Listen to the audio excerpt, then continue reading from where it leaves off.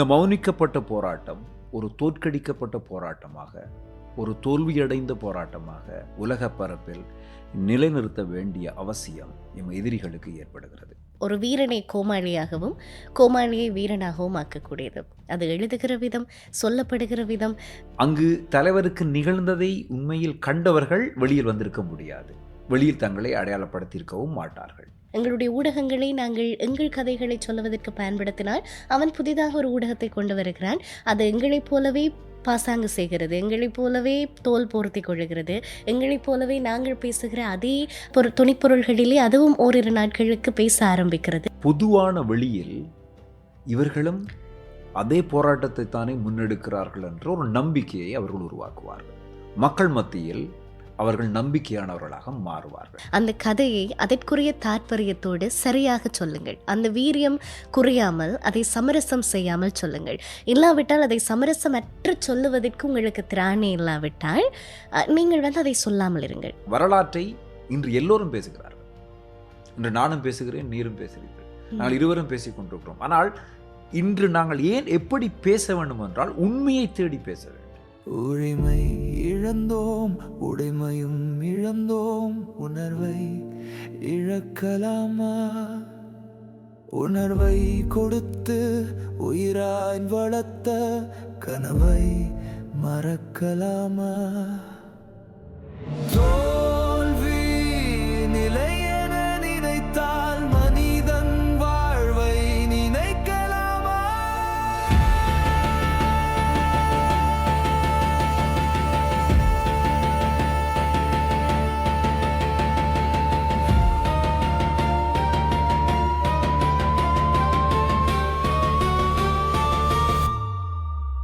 We have a dream.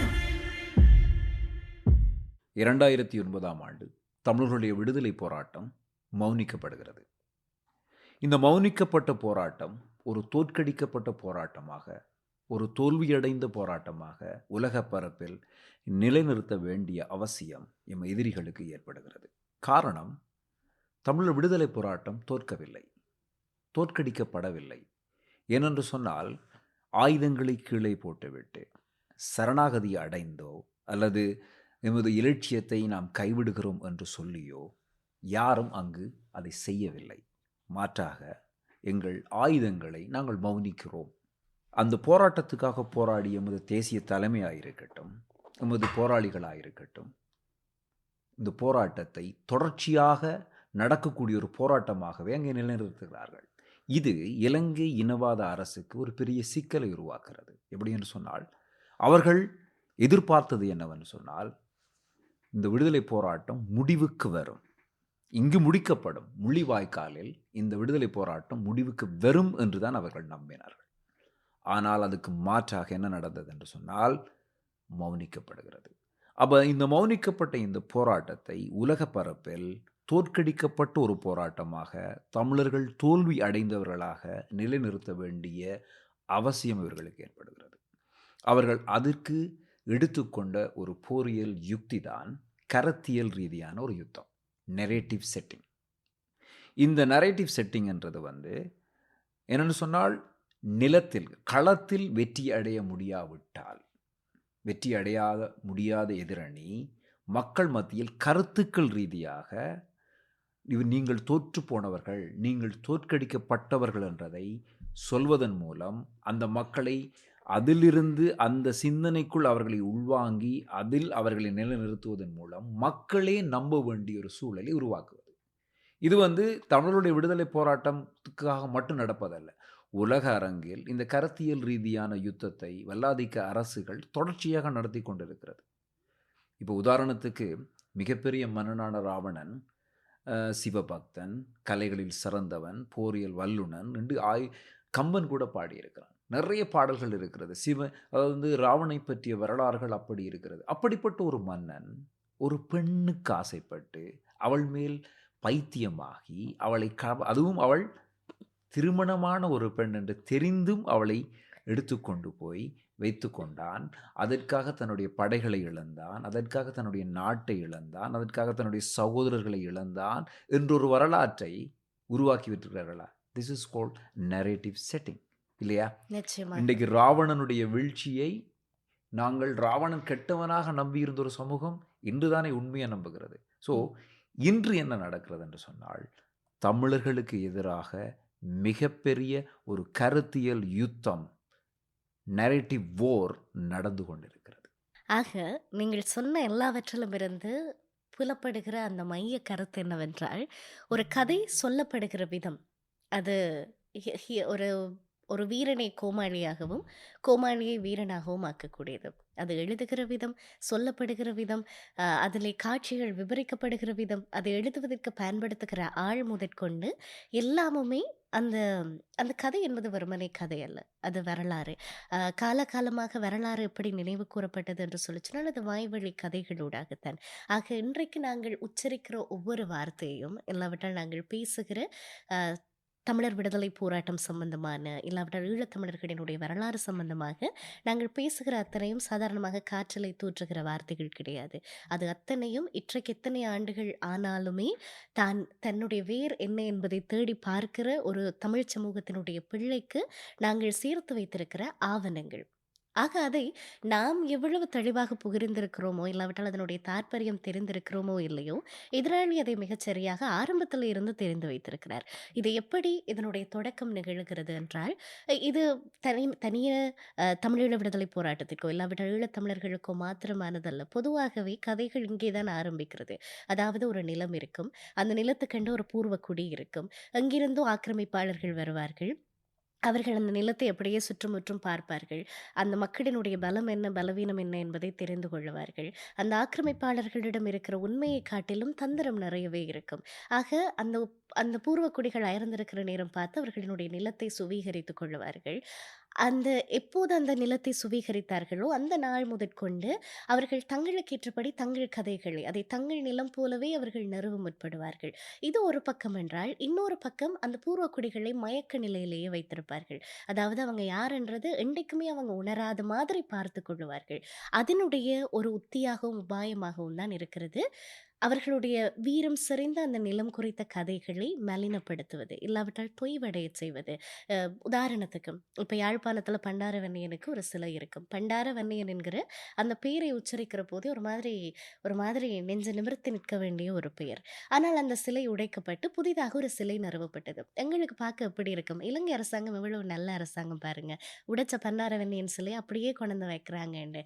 ஆனால் அந்த சிலைகளினுடைய நிறுவுகையிலேயே சின்ன சின்ன டீட்டெயிலையும் உங்களுடைய வரலாறு தெரிவுபடுத்தப்படுவதற்கான அடையாளங்கள் இருக்கிறது. அதாவது முன்னம் இருந்த பண்டாரவன்னியன் சிலை மிக வீரமான கம்பீரமானது. அதை பார்க்குற ஒரு 10 வயசு சிறுவனுக்கு ஆரம்மா இதுன்னு கேட்டால் அது பண்டாரவன்னியன் மன்னன் என்று சொல்லும்போது பெருமையாக இருக்கும். அதுவே இப்போது போய் பார்க்கிறவர்களுக்கு அந்த பண்டாரவன்னியன் சிலை ஒரு குவாசியக்கோர் வந்த மன்னனினுடைய சிலை மாதிரி இருக்கிறது, ஒட்டி உலர்ந்த தேகம். ஆக பண்டாரவன்னியன் என்ன இப்படி இருக்கிறாரோ, தமிழர்களினுடைய வரலாறு இப்படிப்பட்டது தானா என்கிற மாதிரி சின்ன சின்ன டீட்டெயில் மூலமாக கூட அவர்கள் அந்த வரலாறை தொய்வடைய செய்வதிலே தெளிவாக இருக்கிறார்கள்.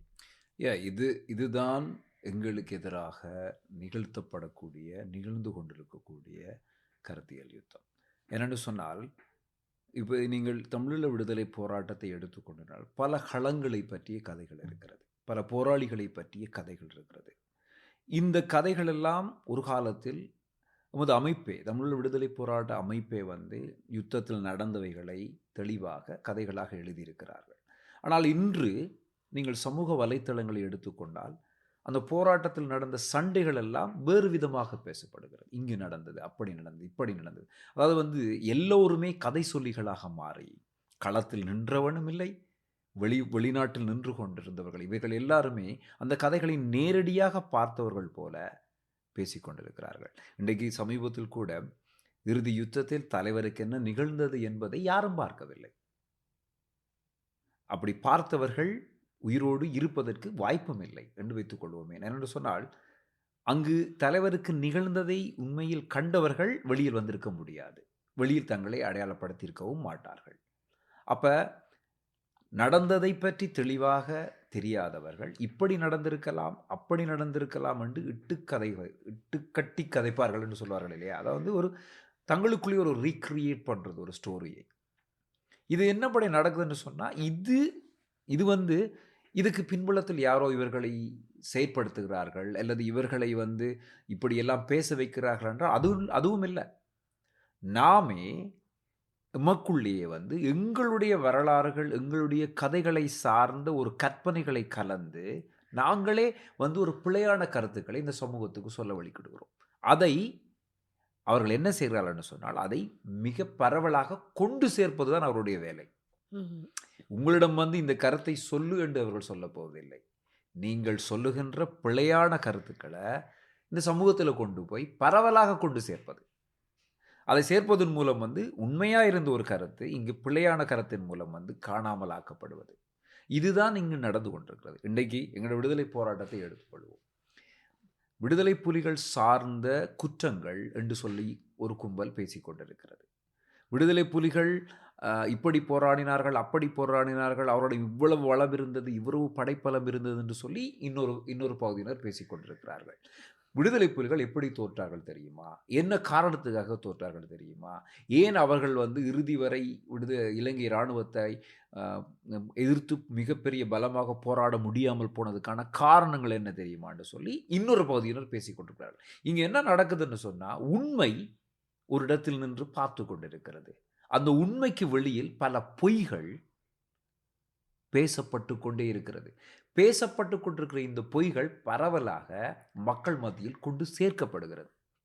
இந்த சேர்க்கப்படுவதன் மூலம் வந்து நடந்த சில உண்மையான விடயங்கள் மக்கள் மத்தியில் தெளிவின்மையின் மூலமாக, பொய்யான கருத்துக்களின் மூலமாக ஒரு பெரிய பரவலை ஏற்படுத்துவதன் மூலம் இந்த கருத்தியல் யுத்தம் வெற்றி அளிக்கப்படுகிறது.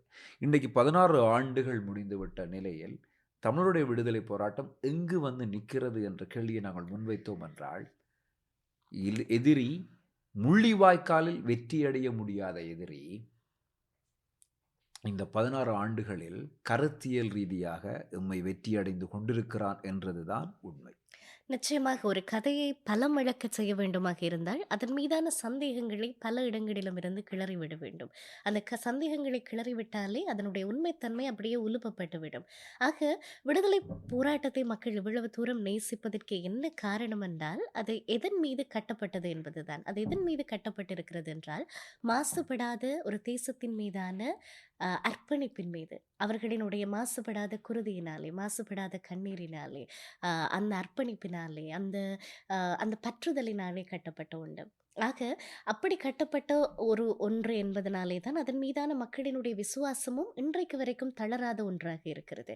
ஆக நாங்கள் சொல்லுகிற இந்த நரேட்டிவ் செட்டிங்ஸ் எல்லாம் மெதுவாக அந்த மாசற்ற, அந்த முழுமையான அர்ப்பணிப்புள்ள, இல்லாவிட்டால் ஒருமித்து நின்ற அந்த அந்த மாதிரியாக நாங்கள் உச்சரிக்கிற அத்தனை வார்த்தைகளையும் மெதுவாக கேள்விக்குள்ளாக்குகிறார்கள். ஓ, இப்படி ஒன்று இருந்தது தெரியுமா, அப்படி ஒன்று இருந்தது தெரியுமா, அவர்களுக்குள்ளே பிரதேசவாதம் இருந்தது தெரியுமா, கடைசியிலே இந்த படையெடுப்பை அவர்கள் கைவிடுவதற்கு காரணமே இப்படி ஒரு பிரதேசவாதம், இது இவர்களுக்கு இந்த மாதிரியான ஒரு பாராட்டு போய் சேரக்கூடாது என்பதற்காக செய்தார்கள் என்பது தெரியுமா என்று புதிதாக அது அந்த அந்த உண்மையை சந்தேகிக்கிற மாதிரியான கதைகள் உருவாக்கப்படுகிற பொழுது அந்த உண்மைக்கு சாட்சியாக நின்றவர்கள் கடைசி வரைக்கும் நிற்பார்கள். ஆனால் அதற்கு பிறகு வருகிற சந்ததி அதனுடைய உண்மையை கேள்வி கேட்க ஆரம்பிக்கும். அதே போல ஒரு ஆபத்தான சூழல் நம்மளுடைய சந்ததிக்கு வேறு எதுவும் இருக்க முடியாது. நாங்கள் ஒரு கும்பலாக நிற்கிறோம். ஒருவர் தனித்து நிற்கிறார். ஒருவர் தனித்து நிற்கவருடைய பேச்சு இந்த சமூகத்தில் ஈடுபடுமா? கும்பலாக கத்துவர்களுடைய சத்தம் தான் வெளியில் பரவலாக கேட்கப்படும். நிச்சயமாக அவர் உண்மையாக இருந்தாலும் பரவலாக மக்கள் மத்தியில் போய் சேருவது எல்லாமே கும்பலாக ஏற்படுத்தக்கூடிய நோய்ஸ். இன்றைக்கு எங்களுடைய விடுதலை போராட்டம் சார்பாக இதுதான் நிகழ்ந்து கொண்டிருக்கிறது. என்னென்னு சொன்னால், வரலாற்றை இன்று எல்லோரும் பேசுகிறார்கள். இன்று நானும் பேசுகிறேன், நீரும் பேசுகிறீர்கள், நாங்கள் இருவரும் பேசிக் கொண்டிருக்கிறோம். ஆனால் இன்று நாங்கள் ஏன் எப்படி பேச வேண்டும் என்றால், உண்மையை தேடி பேச வேண்டும். எது நிகழ்ந்தது என்பதை பற்றி நாங்கள் பேச வேண்டும். இன்றைக்கு எங்கள் மண்ணில் விடுதலை போராட்டம் தோற்கடிக்கப்படவில்லை என்பதை எத்தனை பேர் நம்பிக்கொண்டிருக்கிறார்கள்?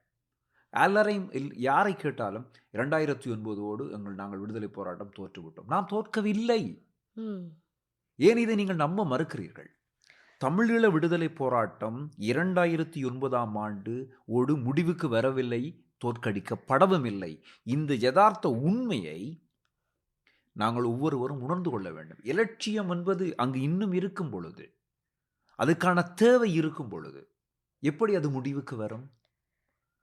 ஒரு இலட்சியம் வெற்றி அடைந்தால் மட்டும்தானே அது முடிவுக்கு வரும் என்ற அர்த்தம்.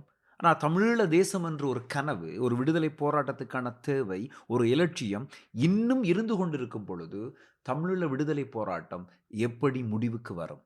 நிச்சயமாக அது ஆயுத போராட்டம் மௌனிக்கப்பட்டது என்பது உண்மை.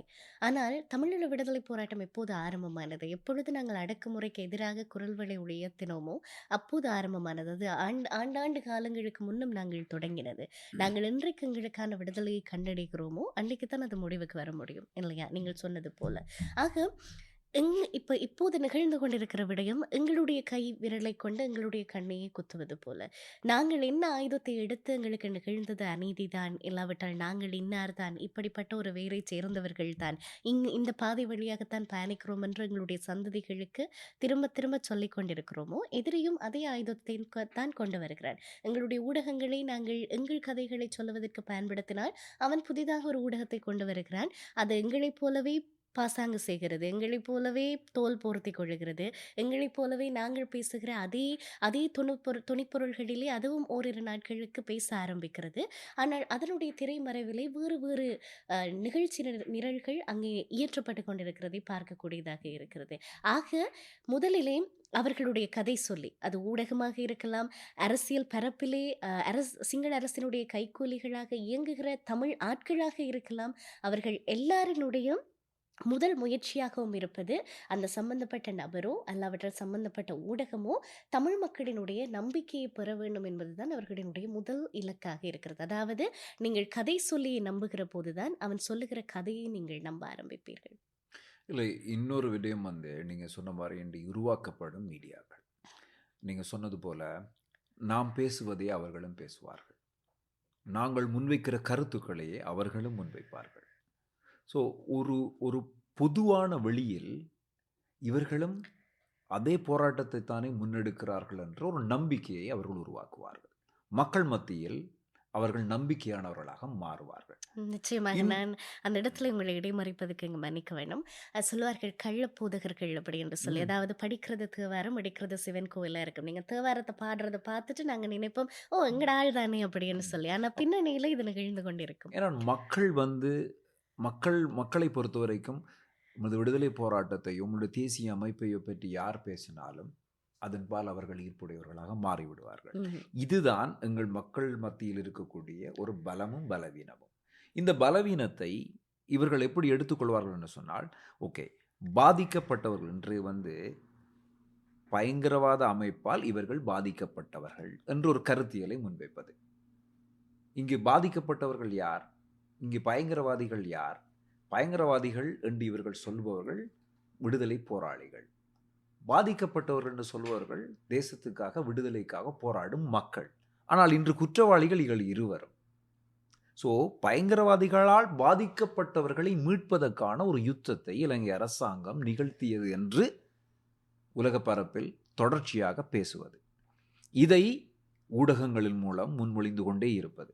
இன்று என்ன நடக்குது என்று சொன்னால், இன அழிப்பு என்ற வார்த்தையையே பலர் மெதுவாக கைவிட்டு கொண்டிருக்கிறார்கள். என்னென்று சொன்னால், அங்கு இன அழிப்பு நடக்கவில்லை, இருபாலருக்கும் நடந்த யுத்தத்தில் மக்கள் கொலை செய்யப்பட்டார்கள். அந்த அப்போ மக்களுக்கும் அந்த யுத்தத்துக்கும் சம்பந்தம் இல்லை, மக்களுக்கும் அந்த போராட்டத்துக்கும் சம்பந்தம் இல்லை. ஆனால் ஒரு குளிக்கப்பட்ட ஒரு அமைப்புக்குத்தான் போராட்டம் தேவையாக இருந்தது என்று ஒரு நேரேட்டிவை உருவாக்குதல். புலிகளுக்குத்தான் தமிழீழம் என்ற ஒரு தேசம் தேவைப்பட்டதை ஒழிய ஈழத்தமிழர்களுக்கு தமிழீழ தேசம் தேவைப்படவில்லை என்று ஒரு கருத்தியலை உருவாக்குதல். ஆனால் மக்கள் தானே புலிகள், புலிகள் தானே மக்கள். இந்த உண்மை இங்கு நின்று கொண்டிருக்கிறது. ஆனால் இந்த உண்மையை மறைத்து பாதிக்கப்பட்ட மக்கள் என்று சொல்லி ஒரு கருத்தியலை உருவாக்குதல், பாதிக்கப்பட்ட மக்களாக சிலரை வைத்து அதை முன்மொழிய வைக்கப்படுகிறது. எங்களுடைய அரசியல்வாதிகளை அதை பற்றி பேசுவது, எங்களுடைய அமைப்புகளை அதை பற்றி பேசுவது. ஸோ அவன் எதிர்பார்ப்பது, இன்றைக்கு கருத்தியல் ரீதியாக எமக்கு எதிராக செயற்பட்டு கொண்டிருக்கக்கூடிய எதிரி எதிர்பார்ப்பது என்னன்னு சொன்னால், இவர்களை பேசவிட்டு, இவர்களை செயற்பட விட்டு, அந்த செயலிலிருந்து அந்த பேச்சுக்களிலிருந்து சில கருத்துக்களை எடுத்து அதை மொனப்புலேட் பண்ணி மக்கள் மத்தியில் ஒரு குழப்ப நிலையை உருவாக்குதல். இந்த குழப்ப நிலையை உருவாக்கி கொண்டு போய்கொண்டே இருக்கும் பொழுது படிப்படியாக அது என்ன நடக்குமெண்டா, இந்த குழப்பமாக உருவாக்கப்பட்ட கருத்துக்கள் காலப்போக்கில் இதுதான் நடந்தது, ம். இப்படித்தான் இருந்தது என்றொரு சூழலை உருவாக்குதல். இதுதான் இந்த 16 ஆண்டுகளாக நடந்து கொண்டிருக்கிறது. இன்றைக்கு நோர்தர்ன் ஈஸ்ட், வடக்கு கிழக்கு தமிழருடைய பிரதேசம். இந்த தமிழருடைய பிரதேசத்தில் இலங்கை அரசாங்கம், இலங்கை இப்போ ஆண்டு கொண்டிருக்கக்கூடிய இலங்கை அரசாங்கமாக இருக்கட்டும் சரி, முன்பு ஆண்ட இலங்கை அரசாங்கத்தினுடைய எல்லாருமே வந்து தமிழர்களுக்கு நல்ல ரோடை போட்டார்கள். ம். வா, குண்டும் குழியுமாக இருந்த ரோடு வந்து இப்பொழுது கார்ப்பரேட் ரோடு வந்து எங்களுக்கு போடப்பட்டிருக்கிறது என்று மக்கள் சந்தோஷப்பட்டார்கள். எல்லா விதமான வாய்ப்புகள், வசதிகள் எல்லாமே அங்கு உருவாக்கப்படுகிறது. ம். கலை நிகழ்ச்சிகள் நடக்கிறது. இதுவரை காலமும் நடிகர்களையோ இல்லாட்டி பாடகர்களையோ யாரையுமே பார்க்காத மக்களுக்கு வந்து அவர்கள் எல்லாரையும் கொண்டு வந்து நிகழ்ச்சிகள் நடத்துகிறது. அது தவறில்லை.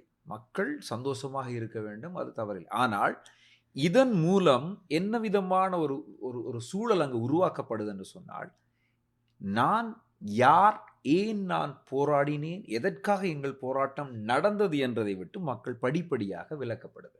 ம். எங்களுக்கே தெரியாது. அதாவது வந்து எனக்கே தெரியாமல் நான் அதிலிருந்து வெளியில் வந்திருப்பேன். ரோடு போட்டிருக்காங்க தானே, நல்லா இருக்கிறது, எல்லாம் சந்தோஷமாக இருக்கிறோம், எல்லா விதமான வசதிகளும் வாய்ப்புகளும் எல்லாமே இருக்கிறது என்று சொல்லிக்கொண்டு மக்கள் அங்கே சந்தோஷப்படுவார்கள். ஆனால் அந்த மக்களை சுற்றி இலங்கை அரசாங்கத்தின் 80 விதமான இராணுவம் நிலை கொண்டிருப்பதை அவர்கள் உணர்வதில்லை. அந்த மக்களை சுற்றி இலங்கை அரசாங்கத்தின் உளவாளிகள் தொடர்ச்சியாக அந்த மக்களை கண்காணித்து கொண்டிருக்கிறார்கள். எப்பொழுதும் நீங்கள் கைது செய்யப்படக்கூடிய ஒரு சூழலில் இருக்கிறீர்கள், எப்பொழுதும் நீங்கள் கொலை செய்யப்படக்கூடிய ஒரு சூழலில் இருக்கிறது என்பதை அந்த மக்கள் மறந்து போவார்கள். நிச்சயமாக. இந்த மறந்து போன மக்கள் ஒரு காலத்துக்கு பிறகு அந்த இராணுவத்தோடு கைகுலுக்கிக் கொள்வார்கள், அந்த உளவாளிகளோடு சேர்ந்து கொள்வார்கள். இப்படியாக கருத்தியல் ரீதியாக மக்களை மாற்றி மாற்றி அவர்கள் எதற்காக போராடினார்கள் என்ற ஒரு நிலையிலிருந்து அவர்களை வெளியில் கொண்டு சாதாரண பிரச்சனைகளுக்காக போராடும் மக்களாக மாற்றுவது. உதாரணத்துக்கு வடக்கு கிழக்கில் மருத்துவ ரீதியாக நடக்கும் ஊழல்கள். இன்றைக்கு தமிழீழத்தில் வந்து 2009க்கு முன்பு இப்படியெல்லாம் பேசியிருக்க முடியுமா? மருத்துவத்தில் ஊழல், கல்வியில் ஊழல், கிரைம், அந்த கிரைம், இந்த கிரைம் எல்லாம் 2009க்கு முன்பு நிகழ்ந்ததை மக்களுக்கு தெரியுமா? நிச்சயமாக மக்களுக்கு தெரியும். அப்படி எல்லாமே நிகழவில்லை. ஒரு போராட்டம் நடந்தது, மக்கள் தெளிவாக இருந்தார்கள், அந்த போராட்டத்துக்காக துணை கொண்டு நின்றார்கள், நேர்மையாக ஒழுக்கத்தோடு மக்கள் வாழ்ந்தார்கள். மருத்துவர்கள் ஒழுக்கவாதிகளாக இருந்தார்கள், கல்வி சார்ந்தவர்கள் ஒழுக்கவாதிகளாக இருந்தார்கள். அந்த மண்ணையும் அந்த நிலத்தையும் செயற்பட்டு தலைமை தாங்கி நடத்திய விடுதலை அமைப்பு ஒரு தெளிவான பயணத்தில் அவர்களை கொண்டு சென்று கொண்டிருந்தார்கள். 2009க்கு பிறகு எல்லாமே தலைகளாக மாறுகிறது. எங்கு ஊழல், எதிலும் ஊழல், கொலை, கொள்ளை, கற்பழிப்பு, இப்படி கிரைம் கூடிக்கொண்டு போகுது. இப்ப இதை பற்றி மக்கள் பேசிக் கொண்டிருக்கிறார்கள். ஆனால் இங்கு ஒரு உண்மை காத்து கொண்டிருக்கிறது. என்ன தெரியுமா? ஒரு நிழல் அரசாங்கத்தின் கீழ் நிம்மதியாக வாழ்ந்த ஒரு இனம் ஒரு அடிமைப்பட்ட இனமாக 2009க்கு மாற்றப்பட்டு வெறும் கையேந்தும் மக்களாக, சாதாரண பிரச்சனைகளுக்காக போராடும் மக்களாக அவர்களை மாற்றி காலப்போக்கில் அவர்கள் வந்து ஒரு அடிமைப்பட்ட இனமாகவே இருக்க தகுதியானவர்களாக அவர்களை நிலைநிறுத்தி கொண்டிருக்கிறார்கள். அவ 2009க்கு முன்பு விடுதலை மனப்பான்மையோடு போராடி ஒரு சமூகம் 2009க்கு பின்பு எல்லாவற்றையும் தூக்கி போட்டுவிட்டு சாதாரண பிரச்சனைகளுக்காக போராடும் சூழலை உருவாக்குறார்கள். இதுதான் இந்த கருத்தியல் ரீதியான யுத்தத்தில் இலங்கை இனவாத அரசு வெற்றி அடைந்து கொண்டிருக்கக்கூடிய காரணங்கள். நிச்சயமாக. அது அது அது மிக ஆழமான உண்மை. அதாவது இப்பொழுது நீங்களும் நானும் இதை பற்றி பேசிக்கொண்டிருந்தால் நாங்கள் முட்டாள்கள். அதாவது புலம்பெயர்ந்த சமூகத்தில் இருக்கிற உங்களுக்கு போனியாக வேண்டும், இல்லாவிட்டால் உங்களுக்கு இப்போ சமூக வலைத்தளமாக இருந்தால் உங்களுக்கு லைக்ஸ் வேணும், இல்லாவிட்டால் உங்களுடைய வியாபாரம் நடக்க வேண்டும், நீங்கள் பிழைக்க வேண்டும் என்பதற்காக இந்த ஈழ விடுதலை போராட்டம் குறித்து நீங்கள் விடாமல் பேசிக்கொண்டே இருக்கிறீங்க. ஆனால் தாயகத்தில் இருக்கிற கிரவுண்ட் ரியாலிட்டி உங்களுக்கு தெரியுமா என்று இப்பொழுது ஒரு சிலர் வருகிறார்கள். உங்களுக்காகத்தான் இந்த கதைகளை நாங்கள் பேசுகிறோம். பேச வேண்டிய தேவை உணர்கிறோம். காரணம் என்னவென்றால், இப்ப நீங்க சொன்ன அதே விஷயம் தான். இப்ப கிரவுண்ட் ரியாலிட்டி என்கிற பேரில அவர்கள் கொண்டு வருகிறது, இந்த மண்ணெண்ணெய்க்காக பட்டினி பட்டினி நடக்கிறது, வேலை இல்ல, படிப்பில்ல. இவைகள் தான் அங்கே இருக்கிறவர்களுக்கு பிரச்சனை. அவர்களுக்கு இப்ப விடுதலை போராட்டம் தேவையில்ல. அவங்கள பேசாம நீங்க நிம்மதியா இருக்க விட்டாலே போதும் என்பதுதான் அங்கே இருக்கிறவர்களினுடைய இப்போது எங்கள் மீது வைக்கிற குற்றச்சாட்டாக இருக்கிறது.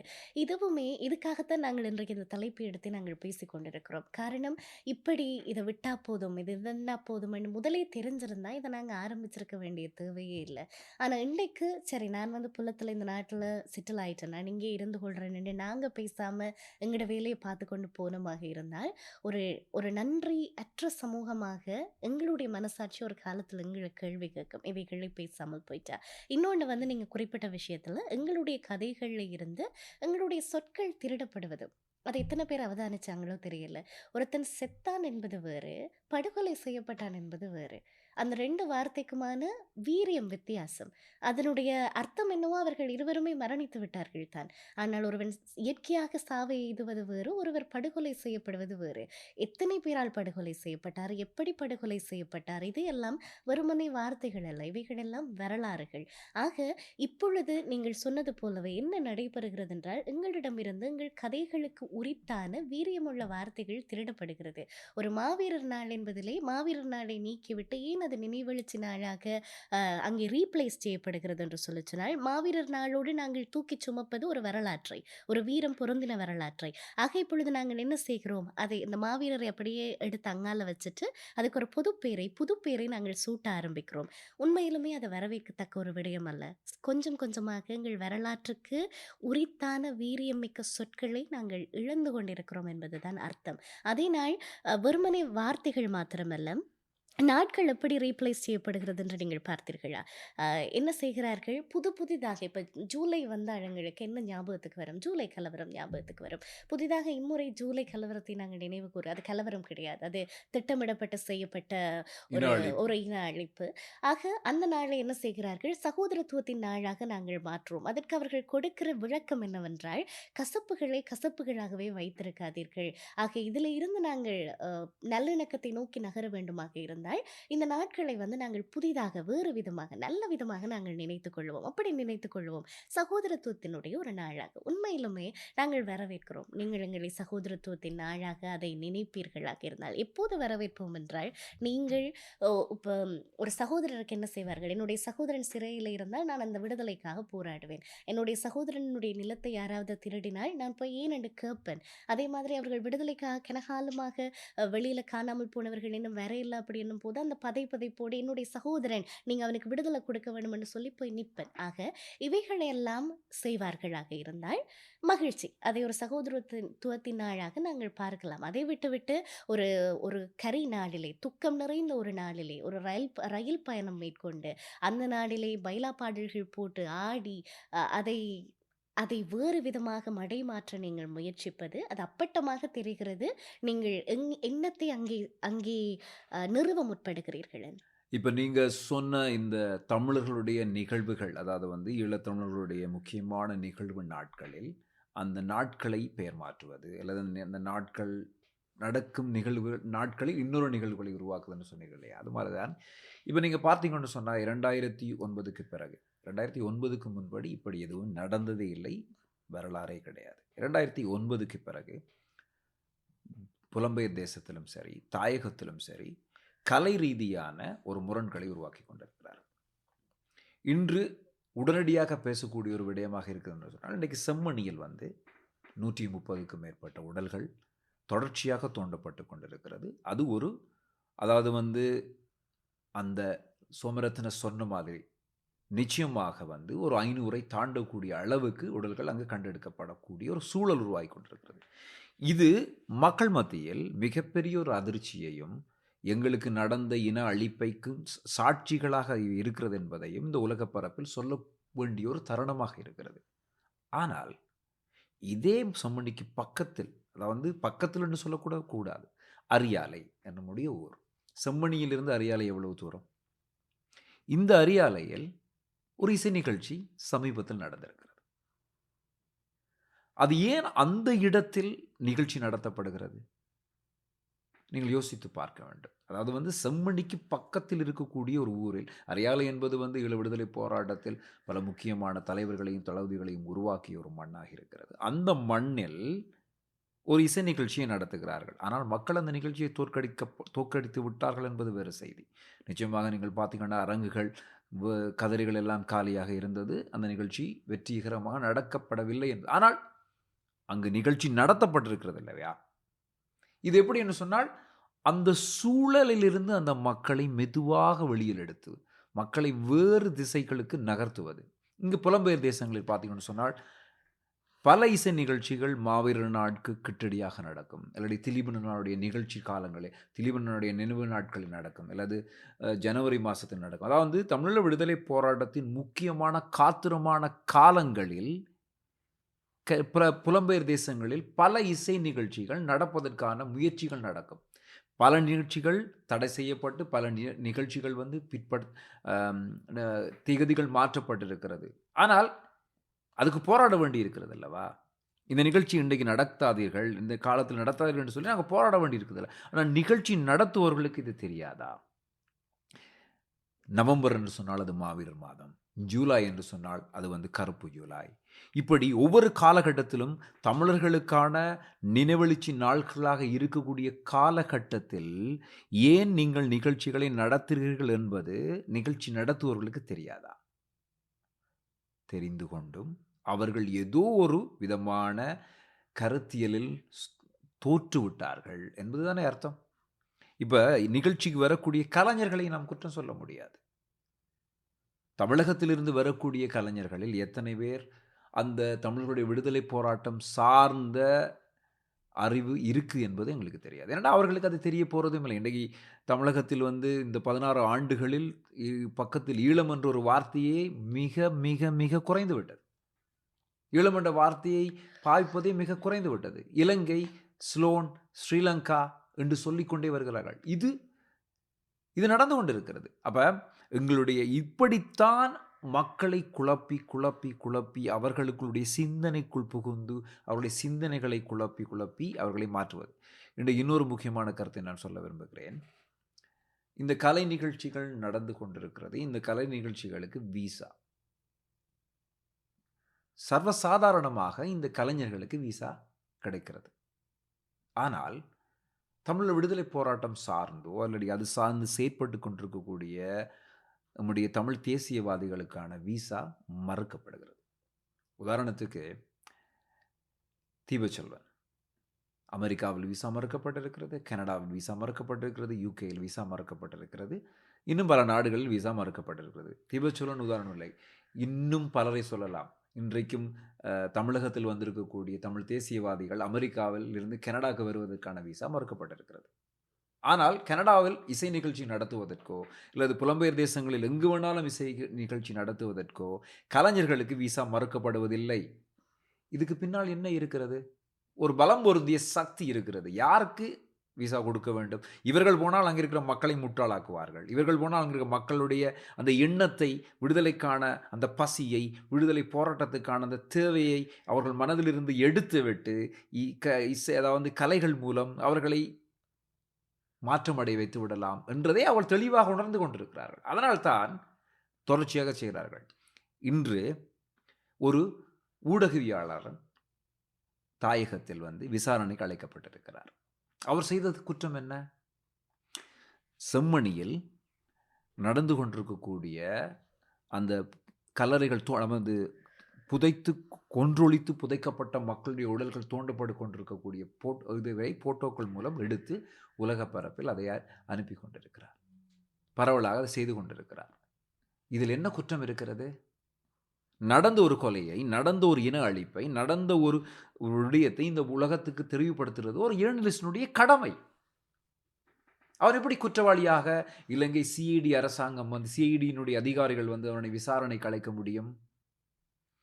ஆனால் உலக பரப்பில் வாழ்ந்து கொண்டிருக்கக்கூடிய எங்களுடைய தமிழ் சொந்தங்கள் அதை சார்ந்து என்ன செய்து கொண்டிருக்கிறோம்?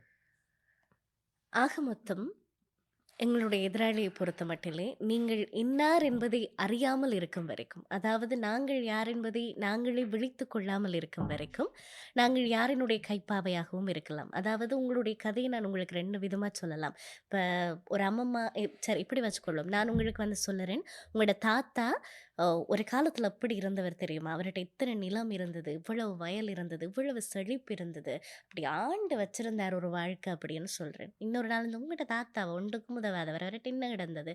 அவர்ட்ட கிடந்த இந்த நிலத்த வச்சு இந்த மனுஷனுக்கு வாழவும் தெரியாது, ஒண்ணும் தெரியாது. இந்தா அவர பாட்டுக்கு போய் சேர்ந்துட்டாரு. இதுதான் எங்க தாத்தா. 2 விதமாக இந்த கதைய நான் உங்களுக்கு சொல்லலாம். சரி, அவர்ட்ட நிலம் இருந்தது உண்ம. ஒரு தாத்தா இருந்ததும் உண்ம. அவர் எப்படி வாழ்ந்தார் என்பதை நான் சொல்லுகிற விதத்தை பொறுத்து, அதற்கு நான் கொடுக்கிற குரலினுடைய விதத்தை பொறுத்து, அந்த கதையினுடைய வீரியம் மாறுபடுகிறது. ஆக இப்படித்தான் இந்த கதை சொல்லப்படுகிற இந்த சமூக வலைத்தள தளங்களிலும் சரி, எழுதப்படுகிற விதங்களிலும் சரி, புதிதாக அந்த கதையினுடைய வீரியத்தை சிதைக்குமா போல, ஒவ்வொரு விதமான கோணங்களிலே அதை சுவாரஸ்யப்படுத்துவதற்காக, இல்லாவிட்டால் அதை மலினப்படுத்துவதற்காக, இல்லாவிட்டால் அதை விற்பனை செய்வதற்காக, இல்லாவிட்டால் அதை குழப்புவதற்காக, இப்படி பல விதங்களிலும் இந்த நரேட்டிவ் மாறிக்கொண்டே வருகிறதை பார்க்கக்கூடியதாக இருக்கிறது. ஆக இது என்ன செய்யும் என்றால், தன்னுடைய வேர் என்ன என்பதை தேடி போகிற ஒரு அடுத்த தலைமுறைக்கு ஒரு குழப்பமான ஒரு வரலாற்று கதையைத்தான் நாங்கள் ஒப்படைப்போம். ஆக இப்போது பார்த்தீர்களாக இருந்தால் சொல்லுவார்கள், இது தமிழ் சனம், அது ஒரு மோட்டு சனம். நீங்க தமிழ்ன்னு சொல்லி பாருங்க, டக்குன்னு வந்து கொதிச்சு கொண்டு போவாங்க. அவ்வளவுதான், கொதிச்சு அப்படியே அடங்கி போயிருவாங்க அப்படின்னு. உண்மையிலுமே மோட்டு சனம் தான் ரஞ்சித். ஏனென்னா, இந்த மோட்டுத்தனத்தினால தான் ஒரு காலத்துல நாங்க வந்து எதை பத்தியுமே 2வது சிந்தனையே இருக்கையில, செகண்ட் தாட்டே இருக்கையில அவங்களுக்கு, என்னுடைய தேசம் அதற்கு ஒரு பிரச்சனை, அதற்கு ஒரு இழுக்கு. என்னுடைய தாயை நீ பழிச்சிட்டா கூட எனக்கு பரவாயில்ல. ஆனா என்னுடைய தாய் நிலத்தை நீ பழிக்க முடியாது என்று சொல்லி, தன்னுடைய இன்னுயிர் தான் ஒரு மனுஷனுக்கு ஆக பெரியது. அந்த இன்னுயிரை இந்தா எடுத்துக்கோ அப்படின்னு கொடுக்க முடியுமாக இருந்தால், அந்த சனம் ஒரு மோட்டு சனம் தான் இல்லையா? ஸோ என்ன நடக்குது என்று சொன்னா, எங்களுடைய வரலாற்றை நாங்கள் அறிந்து கொள்ள வேண்டும். இப்போ நீங்க பார்த்தீங்கன்னு சொன்னா, ஒரு காலத்துக்கு பிறகு தமிழருடைய வரலாறு சார்ந்த எதுவுமே இல்லை. ம். எதுவுமே இல்லை. வெறும் கதை வழி, அதாவது அந்த வாய் வழி வந்த கதை, காது வழி வந்து கேட்ட விஷயங்கள், இவைகள் தான் அங்கங்கும் இங்கொன்றுமாக இருக்கிறதே ஒழிய, தமிழர் சார்ந்த ஒரு வரலாறுகள் உங்கள் கையில் இல்லை. காரணம், குழப்பமாக உருவாக்கக்கூடிய கதைகள் வந்து எப்படி உண்மையான கதைகளாக இருக்க முடியும்? அப்ப அவை எழுதப்படவே இல்லை. இதுதான் இங்கே நடந்து கொண்டிருக்கிறது. இன்றைக்கு 30 ஆண்டுகளுக்கு மேலாக நடந்த ஒரு விடுதலை போராட்டத்தின் உண்மை கதைகள் சிதைக்கப்படுகிறது. உண்மை கதைகள்.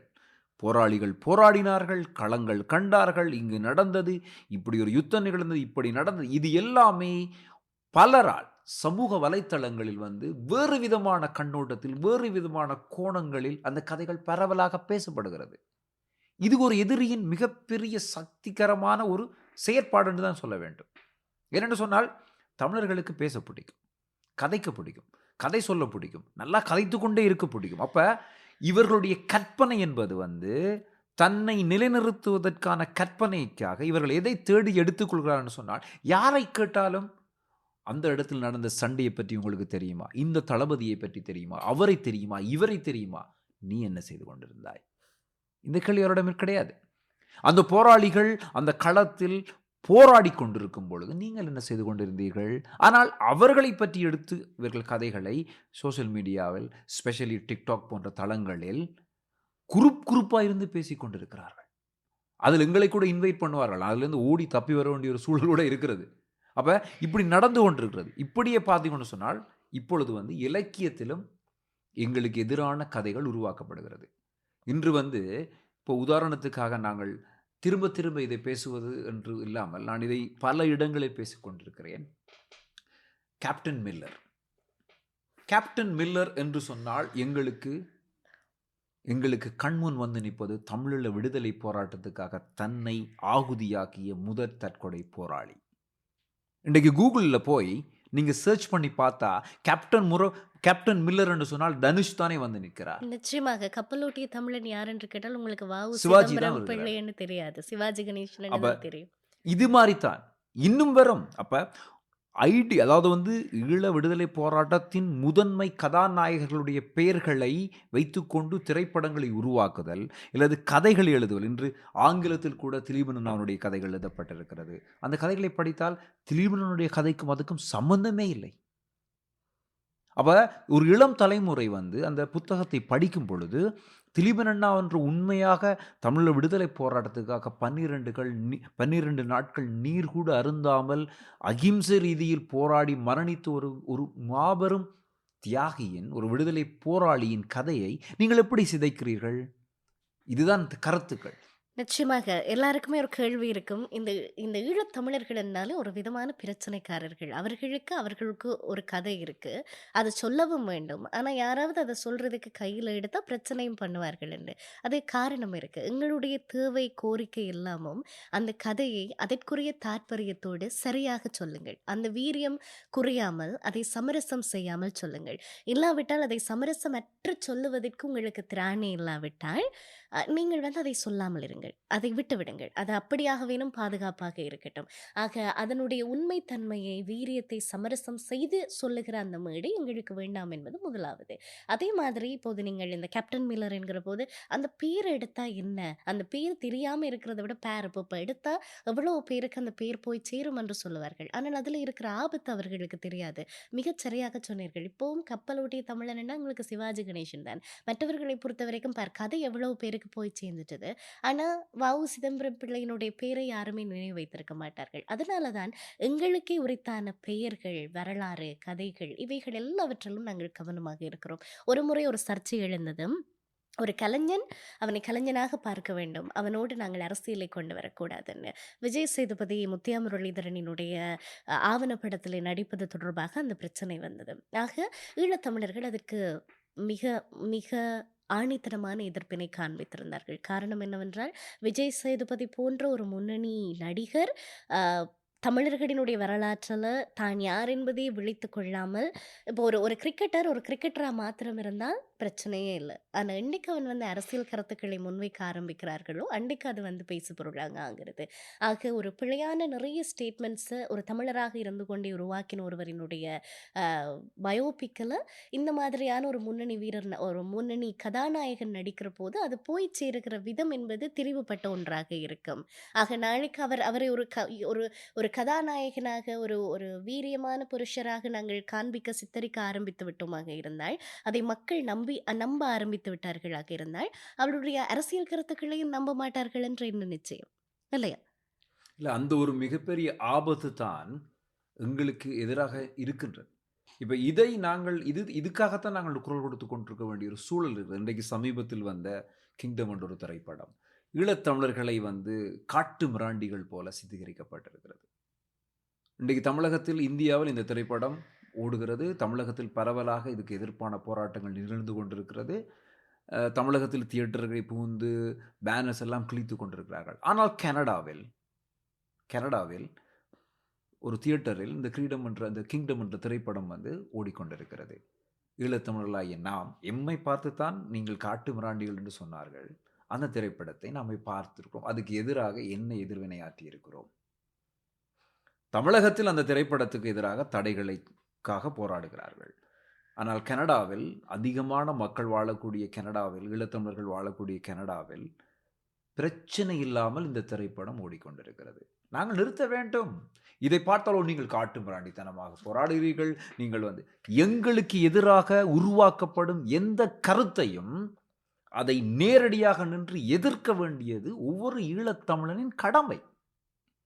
உன் தாய் கெட்டவள் என்று ஒருவன் சொல்லுகிறான் என்று சொன்னால் அதை நீ கடந்து போவியா? உன் தலைவன் தெரியில்லாதவன் என்று சொன்னால் அதை நீ கடந்து போவியா? நிச்சயமாக போராட வேண்டும் அல்லவா? எங்களுக்கு எதிராக உருவாக்கப்பட்ட கருத்து இன்றைக்கு வந்து இந்த திரைப்படம் எத்தனை கோடிக்கணக்கான மக்கள் இதை பார்க்க போகிறார்கள். வேற்று மொழிகளில் பார்க்க போகிறார்கள். எல்லோரும் பார்க்கும் பொழுது என்ன நடக்கும்? ஈழத்தமிழர்கள் காட்டு மிராண்டிகள், அவர்கள் ஏன் போராடினார்கள் என்ற கருத்து வந்து ஈஸியாக அவர்கள் மத்தியில் கொண்டு போய் சேர்க்கப்படுகிறது. ஆனால் அதுக்காக நாங்கள் என்ன செய்து கொண்டிருக்கிறோம்? இந்த ஒரு திரைப்படம் அல்ல, இந்தியாவில் இருந்து உருவாக்கப்பட்டு கொண்டிருக்கக்கூடிய பல திரைப்படங்கள், ஏற்கனவே வந்த திரைப்படங்கள் எல்லாமே ஈழத்தமிழர்களை காட்டு மிராண்டிகளாகவும் எங்களுடைய விடுதலை போராட்டத்தை வந்து அசிங்கப்படுத்தியும் மிக கேவலமாக சித்தரித்துக் கொண்டிருக்கிறார்கள். ஆனால் இந்திய சினிமாவினுடைய பொருளாதார பலத்தை உருவாக்கி கொடுக்கக்கூடியவர்களாக ஈழத்தமிழர்கள் வாழ்ந்து கொண்டிருக்கிறார்கள். ஆனால் அந்த திரைப்படங்களுக்கு எதிராக தமிழகத்தில் நமது சகோதரர்கள் வந்து அந்த திரைப்படத்துக்கு எதிராக போராடுகிறார்கள். ம். நாங்கள் என்ன செய்து கொண்டிருக்கிறோம்? எங்களை பற்றி தானே சொல்லுகிறார்கள். அதை கடந்து போகிறோம். இங்கு என்ன பிரச்சனை என்ன தெரியுமா? மிகப்பெரிய பிரச்சனை என்ன தெரியுமா? எங்களுக்கு எதிராக உருவாக்கப்படும் கருத்துக்களை நாங்கள் ஏற்றுக்கொண்டு அமைதியாக அதை கடந்து போவதுதான் மிகப்பெரிய மிக மிக பெரிய ஒரு ஆபத்து. இந்த ஆபத்து எப்படி மாறும் என்று சொன்னால், இன்னும் பல ஆண்டுகளுக்கு பிறகு தமிழருடைய விடுதலை போராட்டத்தை நடத்திய எமது தேசிய அமைப்பின் மீதோ, எமது தமிழர்களுடைய உரிமைக்காக, தமிழீழ விடுதலை என்ற உரிமைக்காக போராடிய எமது போராளிகள் மீதோ, எமது சுதந்திரத்துக்கான தேவை மீதோ வைக்கப்படும் கருத்துக்களையும் நாம் கடந்து போய்விடுவோம். இந்த ஆபத்து இங்கு இருக்கிறது. இதை நாம் உணர்வதே இல்லை. நிச்சயமாக ஈழத்தமிழர்களினுடைய கதை பொறுத்தவரைக்கும் மிக எளிமையானது. எந்த விதத்தில் எளிமையானது என்றால், அந்த மக்கள் மண்ணுக்காக நின்றவர்கள், தான் வாழ்ந்த மண்ணை நேசித்தவர்கள், நேசித்துக் கொண்டிருப்பவர்கள், நேசிக்கப் போபவர்கள் தொடர்ந்துமே. ஆக நீங்கள் அவர்களுடைய கதைகளை எடுக்கிற போதோ, இல்லாவிட்டால் அவர்கள் சார்ந்து ஒரு கலையை நீங்கள் உருவாக்குகிற போதோ, முதல்ல நீங்க கவனிக்க வேண்டியது, ஒரு மண்ணுக்கான இயல்பு அந்த மக்களிடத்திலேயும் இருக்கும். ஒரு மண் எப்படி இருக்கும்? பவித்திரமானதாக இருக்கும். அது ஒரு ஒரு ராவா இருக்கும். ஒரு ஒரு எந்த ஒரு அரிதாரமும் அற்றதாக இருக்கும். அதில் ஒரு பச்சை தன்மை இருக்கும். அதே மாதிரி தான் இந்த மக்களினுடைய கதையுமே கூட. நீங்கள் அஹ், எண்ணத்தை எண்ணத்தை கொடுத்து அதை உருவாக்கினார்கள் என்பது இருக்கிறது இல்லையா? அந்த அவ்வளவு பெரிய வரலாற்று காலத்தை. ஆக அதற்கு அவர்கள் காணிக்கையாகவோ இல்லாவிட்டால் அதற்கான சன்மானமாக விலையாக அவர்கள் கொடுத்தது மிக பவித்திரமான குருதி. மக்கள் உயிர் இல்லையா? ஆக அவர்களை சார்ந்து நீங்கள் ஒரு கலை படைப்பை எடுக்கிற போது ஒரு ஒரு ஒரு தெய்வத்தன்மைக்கு நீங்கள் எவ்வளவு பயபக்தியோடு சமரசமற்ற தன்மையை நீங்கள் கடைபிடிப்பீர்களோ, அதே மாதிரியான சமரசமற்ற தன்மை என்பது அங்கே மிக மிக அவசியமானது. இல்லாவிட்டால் அந்த சமரசமற்ற தன்மையினை நாங்கள் கோருவோம். அதாவது நாங்கள் டிமாண்ட் பண்ணுவோம் அது. அதுக்காக நீங்கள் எங்களை காட்டுமிராண்டிகள் என்று சொன்னாலும் பரவாயில்லை. ஆமாம், காட்டுமிராண்டிகள் தான். தன் மண்ணை நேசித்த மக்களுக்கு வரலாறு கொடுத்திருக்கக்கூடிய பெயர் வந்து காட்டுமிராண்டிகள் தான். ஆக சந்தோஷமாக அதை வாங்கிக் கொள்ளலாம். ஆக எங்களுடைய கோரிக்கையெல்லாம் இந்த கலை நிகழ்ச்சிகள் நடக்கிற போது சொல்லுவார்கள், ஒரு யுத்தம் நடந்து முடிந்த இடத்திலே கலை நிகழ்ச்சிகள் நடக்கக்கூடாதா? அந்த மக்கள் சந்தோஷமாக இருக்கக்கூடாதா என்றெல்லாம் கேட்பார்கள். ஆனால் அங்கே கலை நிகழ்ச்சிகள் நடக்கக்கூடாது என்பது எங்களுடைய நோக்கம் அல்ல. ஆனால் அதனுடைய பின்னணியில் இருந்து இயங்குகிறவர்களோ, இல்லாவிட்டால் ஒரு ஒரு பிரதேசத்திலே நீங்கள் ஒரு நிகழ்வை நடத்துகிறீர்களாக இருந்தால், இல்லாவிட்டால் ஏதாவது ஒன்றை நிறுவுகிறீர்களாக இருந்தால், அந்த பிரதேசத்தினுடைய சமூகவியல் தன்மைகளை நீங்கள் ஆராய வேண்டும். முதலாவது சமூகவியல் என்கிற போது அந்த மக்களினுடைய நம்பிக்கை, வரலாறு இவைகளெல்லாம் மிக மிக முக்கியமானது. ஆக ஈழ நிலத்திலே நீங்கள் ஒரு கலை நிகழ்ச்சியை கொண்டு வந்து நடத்துகிறீர்களாக இருந்தால், அங்கே அந்த மக்களினுடைய வரலாற்றுக்கும் இல்லாவிட்டால் அந்த மக்களினுடைய நம்பிக்கைக்கும் அந்த மக்களினுடைய உணர்வுகளுக்கும் எதிரான, முரணான, அச்சுறுத்தலான ஒரு விடயத்தின் பின்னணியில் நின்று நீங்கள் செயற்படுகிற பொழுது நிச்சயமாக முதல்ல அந்த மக்கள் அதை எதிர்ப்பார்கள். அது தென்னிந்திய கலைஞர்களாக இருக்கலாம், பெரிய பெரிய புகழ்பெற்ற டிவிகளில் இருக்கிற ஹோஸ்ட்டை நீங்கள் கொண்டு வரலாம். ஆக அது முடியும் போது அதுக்கு மக்கள் எதிர்ப்பை வெளிப்படுத்துகிற போது நீங்கள் அந்த கதையை எப்படி போய் சொல்கிறீங்கன்னா, ஈழத்தமிழர்கள் காட்டுமிராண்டிகள். ஆனால் என்னத்துக்காக காட்டுமிராண்டிகளாக இருந்தார்கள்? அப்படி அவர்கள் நடந்து கொள்வதற்கு நீங்கள் என்ன செஞ்சீங்க? யாரினுடைய பின்னணியில் நீங்கள் வந்து நின்றீங்க? அந்த மக்கள் இதை பற்றி உங்களுக்கு சொன்னாங்களா இல்லையாண்டா அதை பற்றி பேசுவதற்கு இங்கே யாரும் இல்லை. இல்லை, இங்கே உண்மையை பேசுவதற்கு, நாம் உண்மையை பேசுவதற்கு எங்களுக்கு சூட்டப்பட்டு கொண்டிருக்கக்கூடிய பெயர் காட்டுமிராண்டுகள், பிற்போக்குவாதிகள். இதான் இந்த சமூகம் சொல்லுகிறது. ஆனால் உண்மையை பேசுவதற்காக நாங்கள் எங்களுக்கு எத்தனை பெயர்களை யார் கொடுத்தாலும் உண்மையை பேசுபவர்கள் அதை பற்றி கவலைப்படவே கூடாது. தொடர்ந்து போய்கொண்டே இருக்கணும். நீங்கள் ஒரு நிகழ்ச்சிகள் நடக்கும் பொழுது மக்களுடைய உணர்வுகளை இவர்கள் மதிப்பதில் என்று சொன்னீங்க. அதாவது இன்றைக்கு என்ன நடக்குது என்று சொன்னால், இந்த நிகழ்ச்சிகள் நடக்கும் இடங்களில் மக்கள் அதுக்கு எதிர்ப்பு தெரிவித்தாலோ, இல்லாட்டிக்கு இந்த நிகழ்ச்சி நடத்தக்கூடாது என்று சொல்லி அவர்கள் போராடினாலோ, அவர்களை அப்படியே ஐசோலேட் பண்ணி, இவர்கள் கலைக்கு எதிரானவர்கள், ஒரு மகிழ்ச்சிக்கு எதிரானவர்கள், இவர்கள் வந்து ஒரு விதமான இறுக்கமானவர்கள், மனநோய் பிடித்தவர்கள் என்று ஒரு கருத்தை அவர்கள் ஆனால் அத்தனை மக்களும் அந்த போராட்டத்தை, அந்த நிகழ்ச்சியை நடத்தக்கூடாது என்று போராடியவர்கள் உண்மைக்கு சார்பாக, உண்மைக்காக நின்றவர்கள் என்பதை இந்த உலகம் பார்க்குவதில்லை. அப்போ என்ன நடக்குதுன்னு சொன்னால், இங்கே கருத்து எப்படி உருவாக்கப்படுது, இந்த நரேட்டிவ் எப்படி மாற்றப்படுதுன்னு சொன்னால், உண்மையை பேசியவன் காட்டுமிராண்டி, பொய்களை நம்புவன் முற்போக்குவாதி. முற்போக்குவாதி. இதுதான் இந்த யதார்த்தம். பாசிட்டிவ் இப்பொழுது இந்த சமூக வலைத்தளங்கள்ல பார்த்தீங்கன்னா, சமரசங்கள் நிறையவே நிகழ்ந்து கொண்டிருக்கு. சமரசம் செய்யத்தான் வேண்டும், இல்லை என்பதில்ல. ஆனா, எதை சமரசம் செய்கிறோம் என்பது இருக்கிறது இல்லையா? தலையையா, தலைப்பாகையான்றதுல வித்தியாசம் இருக்கிறது. ஆக இப்பொழுதெல்லாம் கேட்பார்கள், நீங்க புலம்பெயர்ந்த சமூகங்கள்ல இருந்து தொடர்ந்து இதை பற்றி பேசிக் கொண்டிருக்கிறவர்களுக்கு, இவர்களுக்கு வேற வேலை இல்ல. ஊர்ல இருக்கிறவங்கள நிம்மதியா இருக்க விட மாட்டாங்க அப்படின்னு. உண்மையா ரஞ்சித் அது. உண்மையிலுமே எங்களுடைய குடும்பங்கள் இன்னமும் ஊர்ல இருக்கு. இல்லையா? அவர்களுக்கு எந்த நேரமும் என்ன வேணுமானாலும் நிகழலாம். இல்லை? இந்த இந்த உலகத்திலேயே எத்தனையோ தன்னுடைய சொந்த இனத்தினாலே, தன் சொந்த இனத்தினுடைய நலனுக்காக பேசுகிற போது விரோதிக்கப்படுகிறவர்கள் யாராக இருப்போம் என்றால், நிச்சயமாக நானாக இருப்போம். நீங்களாக இருப்பீர்கள். எங்களுக்கு மேலேயே இப்ப கல்லு விழும்ன்னு எங்களுக்கே தெரியாது. ஆனாலுமே ஏன் இதை குறித்து பேசுகிறோம் என்றால், நாங்கள் நம்புகிற அந்த உண்மை. அ ஒவ்வொரு நாளும் இரவு நம்மளை தூங்க விடாமல் செய்கிற ஒரு ஒரு ஒரு காட்சி இருக்கிறது இல்லையா? அதற்கு நாம் முடிந்த நியாயத்தை நாங்கள் செய்து கொண்டே இருக்கிறோம். ஆனால் துக்ககரமான விடயம் என்னவென்றால், நம்முடைய சமூகத்தில இருக்கிறவர்களே அதை ஒரு ஒரு பிற்போக்குத்தனமாக, இல்லாவிட்டால் ஒரு கற்றறியாதவர்கள், அ அன்எடுகேட்டட் ஃபெலோஸ் செய்ற மாதிரி, இவங்க வந்து புரோகிரசிவா இல்ல, இவங்க வந்து முன்னேற விட மாட்டார்கள். எது எது புரோகிரசிவ்? எது எது பாசிட்டிவிட்டி? எது இது இந்த கற்றறிந்தவர்கள் செய்கிற, நீங்க சொல்ற எடியூகேட்டட் பீப்பிள் நடந்து கொள்ற மாதிரி என்ன? இது நீதியை கைவிட்டு விட்டு, என்ன நடந்தாலும் பரவால்ல, இட்ஸ் ஓகே. அப்படியே துடைச்சு விட்டுட்டு அடுத்தத பார்த்துட்டு போம்ன்றது. அது அது அது நியாயமாக இருக்க முடியாது. இப்ப நீரும் நானும் இன்னும் பலர் சமூக வலைத்தளங்களில் பலர் நம்முடைய விடுதலை போராட்டம் சம்பந்தமாக தொடர்ச்சியாக பேசிக் கொண்டிருக்கிறார்கள். எங்கள் மீது இந்த சமூக வலைத்தளங்களில் வைக்கக்கூடிய குற்றச்சாட்டு என்ன தெரியுமா? இவர்கள் புலம்பெயர்ந்த தேசத்திலிருந்து பேசுகிறார்கள். இவர்களால் நாட்டுக்கு வர முடியுமா? விடுதலை போராட்டத்தை பற்றி இவர்களுக்கு என்ன தெரியும்? கேட்டதை வைத்து பேசிக் கொண்டிருக்கிறார்கள். நான் என்னுடைய தேசத்துக்கு தொடர்ந்து பயணித்துக் கொண்டுதான் இருக்கிறேன்.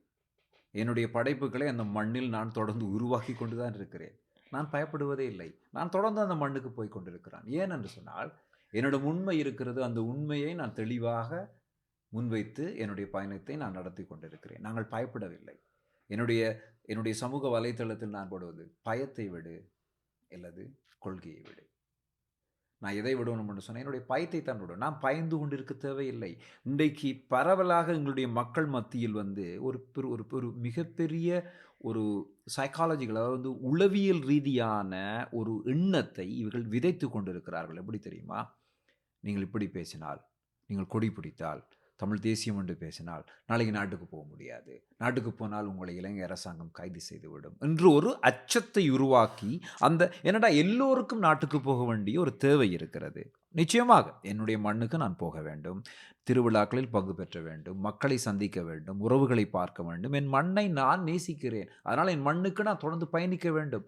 இப்படி வரக்கூடியவர்கள் நிச்சயமாக அந்த மண்ணின் மீது, தேசத்தின் மீது பற்றுறுதி கொண்டவர்கள். இந்த பற்றுறுதி கொண்டவர்களை கருத்தியல் ரீதியாக எப்படி மாற்றுவார்கள் என்று சொன்னால், நீ கொடி பிடிக்காத, நீ போராட்டத்தில் முன்னுக்கு நிற்காத, நீ சத்தம் போடாத, நீ சமூக வலைத்தளங்களில் எழுதாத, எல்லாத்தையும் பார்த்து கொண்டிருக்கிறாங்க. நாளைக்கு இலங்கை அரசாங்கம் வந்து உன்னை நீ கொழும்பில் காலடி வைத்தோன்னு உன்னை கைது செய்து விடும். அப்போ என்ன செய்யணும்னு சொன்னால், ஐயையோ இப்படியெல்லாம் நடந்து விடுமா, அப்போ நான் எதுவுமே செய்யக்கூடாது, கொடி பிடிக்கக்கூடாது, தமிழ் தேசத்துக்காக போராடக்கூடாது, பேசக்கூடாது, எது விதமான பங்களிப்பையும் நான் செய்யக்கூடாது என்ற ஒரு அச்சத்தை உருவாக்கி அவர்களை பின்வாங்க வைக்கிறார்கள். இப்படி பின்வாங்கியவர்கள் என்ன செய்கிறார்கள்னு சொன்னால், தமிழ் விடுதலை போராட்டத்திலிருந்து வெளியேறுகிறார்கள். வெளியேறியவர்கள் அந்த மண்ணுக்கு போகிறார்கள். காலப்போக்கில் அந்த விடுதலை போராட்டத்தை மறந்து விடுகிறார்கள். இது எத்தனை பேருக்கு தெரியும்? நீ கொடி பிடிப்பது எப்படி தப்பாகும்? ஏன் இன்றைக்கும் தாயகத்தில் இருந்து கொண்டு எத்தனை மக்கள் போராடுகிறார்கள் விடுதலை போராட்டத்தை. இன்றைக்கு நான் கடந்த 4 ஆண்டுகளாக நடந்த மாவீரர் தின விழாவுக்கு நான் மண்ணில் தேசத்தில் அங்கு நின்றிருக்கிறேன். கனகராயன் குளத்தில் நடந்த மாவீரர் தூய்மை இல்லத்தில் நான் நின்று கொண்டிருக்கிறேன். கண்ணுக்கு அவ்வளவு மக்கள் கூட்டம், அவ்வளவு மக்கள் கூட்டம். இங்கு மாவீரர் நாள் என்ற பெயரை மாற்றி நினைவெழுச்சி நாளாக மாற்றி, யாருக்கோ பயந்து அந்த பெயர்களை துறந்து இங்கிருப்பவர்கள் செய்து கொண்டிருக்கும் பொழுது, அந்த மண்ணில் 80% இலங்கை இராணுவம் சுற்றி வளைக்கப்பட்டிருக்கக்கூடிய அந்த மண்ணில் நின்று கொண்டு அந்த மக்கள் அந்த மாவீரர் நாளில் பயமின்றி அந்த தங்களுடைய பிள்ளைகளுக்கு ஒரு விளக்கேற்றுவதற்கு ஒன்று கூடுகிறார்களே, அவர்கள் இலங்கை அரசாங்கம் சும்மா விட்டுவிடும். உங்களை மட்டும்தான் அப்படியே பார்த்து கொண்டிருக்கும். அப்ப பிரித்து விடுதல், அந்த மக்களை உங்களையும் பிரிப்பது எப்படி என்று சொன்னால் இந்த பயத்தை உருவாக்குவது. யார் இதை உங்களுக்கு சொல்லுகிறார்கள்? நான் 2 திரைப்படங்கள் எடுத்திருக்கிறேன். தமிழீழ தேசத்துக்கான விடுதலை போராட்டத்தை பற்றிய திரைப்படங்கள் எடுத்திருக்கிறேன். அந்த மண்ணில் எடுத்திருக்கிறேன். எனக்கு 1008 பிரச்சனைகள் வந்தது, எவ்வளவு பிரச்சனைகள். ஆனாலும் நாங்கள் பின்வாங்கவில்லை. நாங்கள் போராடி கொண்டுதான் இருக்கிறோம். நிச்சயமா. எல்லாரும் சொல்வது போல், நீங்கள் புலம்பெயர் தேசத்திலிருந்து பேசிக் கொண்டிருக்கிறீர்கள். நாங்கள் அந்த மண்ணுக்கு வந்து கொண்டிருக்கிறோம், தைரியமாக வந்து கொண்டிருக்கிறோம், அந்த மண்ணிலிருந்தும் பேசிக் கொண்டிருக்கிறோம். நிச்சயமாக. ஏனென்றால் எங்களிடம் இருப்பது என்ன? உண்மை. அந்த உண்மைக்காக நாங்கள் என்றுமே நிற்க வேண்டும். அந்த உண்மைக்காக ஒருவேளை நாம் உயிர் பறிக்கப்பட்டால் கூட அந்த உண்மைக்காக நாங்கள் நிற்க வேண்டும். அதே மாதிரி தான் முதல் நான் ஒரு ஊடகத்திலே முதலாவது நான் திருகோணமலையில இருந்து யாழ்ப்பாணத்துக்கு வந்து ஊடகத்திலே பணி செய்கிற போது எனக்கு விடுதலை போராட்டத்தை பற்றி தொடர்ச்சியாக தேட ஆரம்பிக்கிறேன். அதை பற்றி என்னை நான் அறிவூட்டிக் கொள்ளுகிறேன், எடுக்கேட் பண்ணிக்கொள்கிறேன். எனக்கு தெரியாதது நான் தெரிந்து கொள்றதுல என்ன இருக்கு? எனக்கு பின் வருகிற அடுத்த தம்பி தங்கச்சிக்கும் நான் அதான் சொல்லுவேன், உங்களுக்கு தெரியாதா, பரவாயில்லை, போய் தெரிஞ்சுக்கோங்க. அதுதான் எங்களுடைய நோக்கமே. நாங்கள் இன்றைக்கு உட்கார்ந்து பேசுவதனுடைய காரணமுமே அதுதான். ஆக நான் முதலாவது பேசி என்னுடைய முதல் நிகழ்ச்சியை நிறைவு செய்துட்டு கீழே அலுவலகத்துக்கு வரேன். அந்த அந்த ஊருக்கே சொந்தமான ஒரு மூத்த ஊடகவியலாளர் என்னை பார்த்து கேட்கிறார், வாக்கு என்ன தெரியுமெண்டு, வா யுத்தத்தை பத்தி கதைக்கிறா, வாங்கிருந்து வந்தவா. இதுதான் அவர்களுடைய முதல் கதையா இருக்கு. ஆனாலுமே நான் சொல்லுவது, ஆமாம் எனக்கு தெரியாது, ஆனாலும் நான் தெரிஞ்சு கொள்றதுக்கு ஆவலா இருக்கிறேன். நான் அந்த நீங்கள் பேசாம இருக்கிறதுனால என்ன நடந்துட்டது? இப்ப கேட்பார்கள், நீங்க இப்படி பேசுறதுனால என்ன நடக்க போகுது? திருப்ப கேட்கிறேன், நீங்க இப்படி பேசாம இருக்கிறதுனால என்ன நடக்க போகுது? ஆக நாங்கள் இப்படி உட்கார்ந்து பேசுவதனாலே நம்மளுடைய அடுத்த சந்ததிக்கு தாங்கள் இன்னார் என்பதை இந்த வாழ்வினுடைய ஏதாவது ஒரு மூலையிலே ஒரு இந்த வேரை குறிச்ச நிறைய நரேட்டிவ் இப்போ போய்கொண்டிருக்கு. காட்டி கொடுத்த வேர், கள்ள வேர், பொய்யர்களினுடைய வேர், ஒன்றுக்கும் உதவாத வேர், தோற்ற வேர், அதை வந்து பொல்லாத அந்த கொலை பாதகத்தின் வேர். நீங்கள் வந்து அந்த வேருக்கு பின்னால் போனீங்கன்னா உங்களுக்கும் கெவியா கல்லடி விழும். இப்படி ஏராளமான நெரேட்டிவ் போய்கொண்டிருக்கும் போது நான் எப்படி அந்த நம்பிக்கையை கொடுப்பேன்? இந்த மண்ணை பிளந்து நீங்கள் பாருங்கள், அதில் வந்து மாசற்ற வங்கிகளினுடைய குருதி புறையோடி போயிருக்கிற அந்த வேர் தான் உங்களுடைய வேர் என்கிற நம்பிக்கையையும், அதை வந்து நான் தமிழா, நான் ஈழத்தமிழா, இப்படியெல்லாம் குலைஞ்சு கொண்டு நீங்கள் சொல்லாமல் நான் ஈழத்தமிழ் என்று இருமாப்போடு அந்த வேரை நீங்கள் தோளில் அணிஞ்சு கொள்ள வேணுமென்றதை நாங்கள் பேசாட்டிக்கு அப்படி அந்த சந்ததிக்கு போய் சேரும் சொல்லுங்கள். நீங்கள் யார் கேட்டாலும் நான் இலங்கையில் இருக்கிற போதே இதெல்லாம் பேச ஆரம்பித்து விட்டேன். வீரியமான சொற்களோடு, அதே வலியோடு, அதே கணத்தோடு நான் பேச ஆரம்பித்து விட்டேன். இப்போ என்கிட்ட கேட்பாங்க, இதுக்கு இவ்வளவு ஈழத்தில் இருக்கிற போது, ஆமாம் ஏன் இவ்வளவு இமோஷனலாக பேசுகிறீங்க? அந்த இடத்துக்கு நான் கருத்தை கொண்டு வர வேண்டும். தொடர்ச்சியாக நாம் அது சார்ந்து நின்று பேச வேண்டும். ஆமாம், அதே உண்மையிலுமே அது ஒரு போட்டி நிகழ்ச்சி. அந்த போட்டி நிகழ்ச்சியில் இதே கேள்வி அங்கேயும் முன்வைக்கப்பட்டதே. நீங்கள் ஈழத்தில் இருந்து வருகிறதா சொல்லுகிறீர்கள், நீங்கள் இலங்கையை தானே பிரதிநிதித்துவப்படுத்தி வந்திருக்கிறீர்கள். என்னை பொறுத்த வரைக்கும் என் நிலம் ஈழ நிலம். நான் பேசிய கதை ஈழ நிலத்தினுடைய கதை. அந்த ஊடகவியலாளரின் இடத்துல அந்த பேச்சு முடிந்த அப்புறம் கேட்ட 2வது கேள்வி என்னன்னா, நீங்கள் வந்து ஏன் இவ்வளவு இமோஷனல் ஆகுறீங்க அப்படின்னு. நான் சொன்னேன், நான் எப்படி நான் கண்டு கடந்து என் மக்கள் அனுபவித்த ஒரு வலி, அது எங்களினுடைய கதை. அதை வந்து நீங்கள் எப்படி சொற்களின் கோர்வையாக எதுக மோனையோட இங்கே கொண்டான் தமிழன் வென்றான் தமிழன் வாடிய பயிரை கண்ட போதெல்லாம் ஆடுகிறீர் என்றால் வள்ளலார் அப்படியா பேச சொல்லுகிறீர்கள்? இல்லை, அது அது அங்கே கண்ணீர் இருக்கிறது, செந்நீர் இருக்கிறது.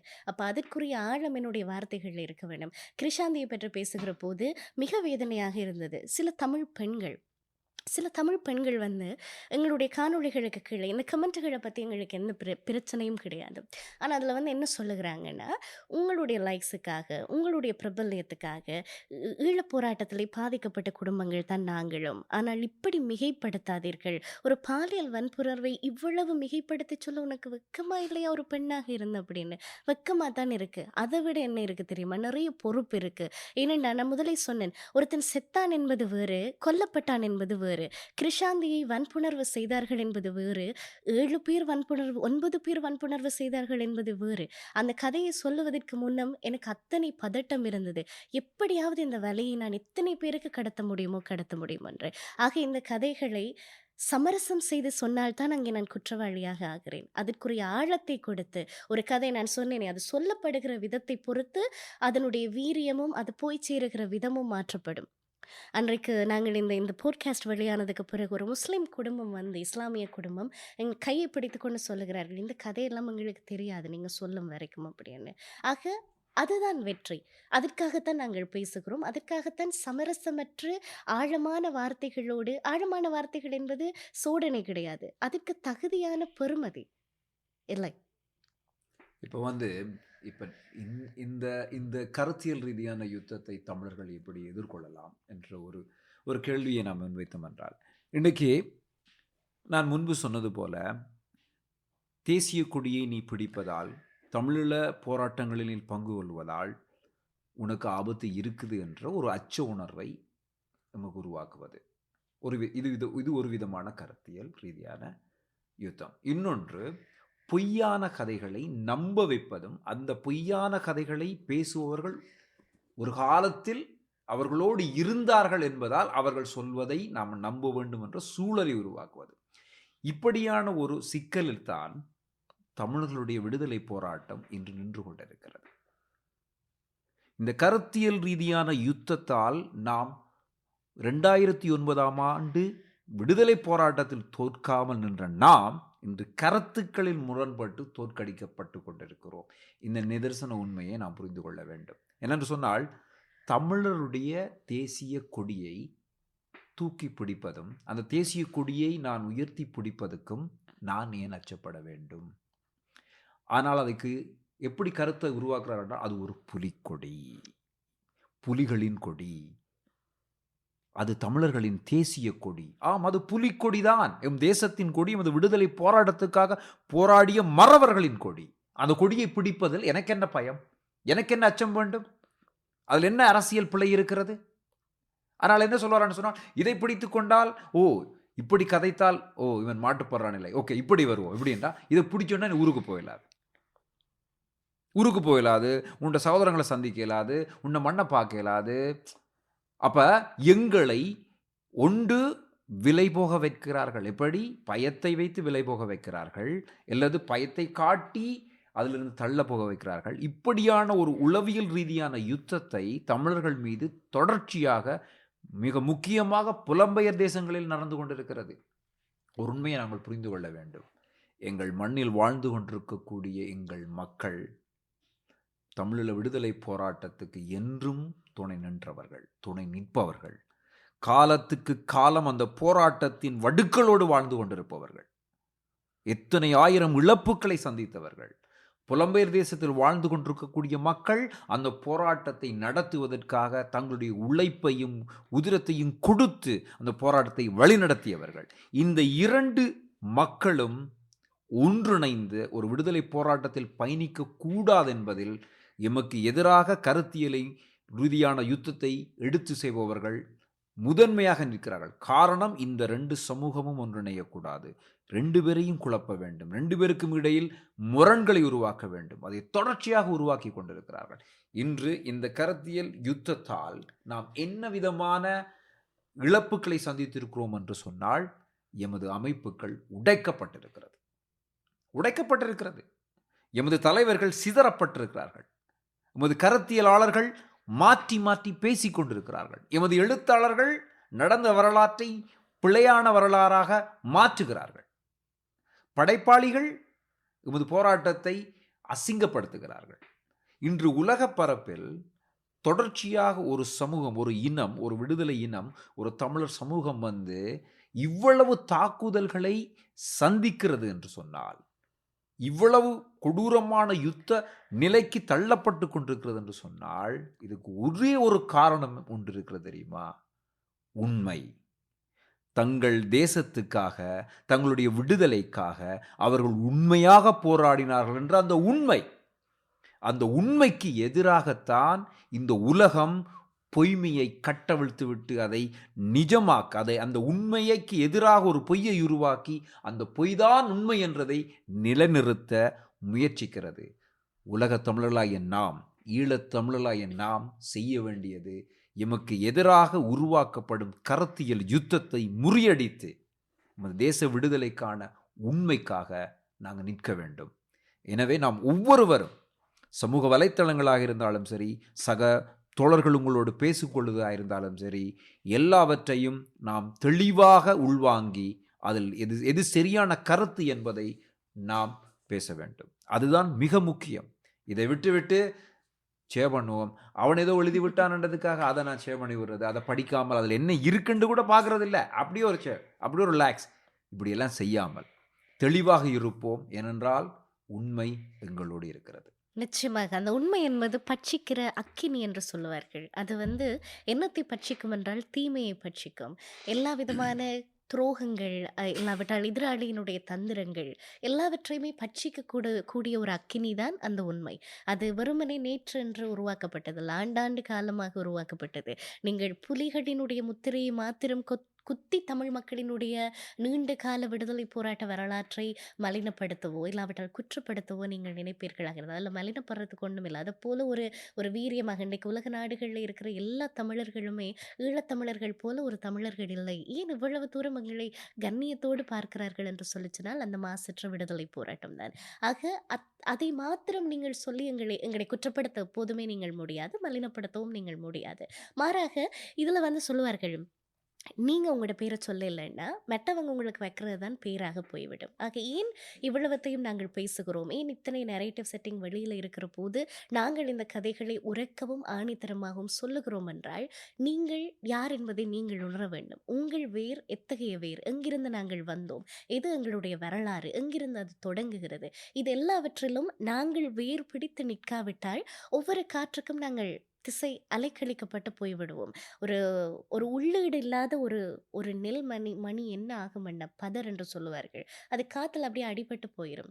ஆக எங்களுடைய உள்ளீடு என்பது என்ன, எங்களுடைய கதை, எங்களுடைய உண்மை, எங்களுடைய வேறு குறித்த எங்களுடைய நம்பிக்கை தான் எங்களுடைய உள்ளீடு.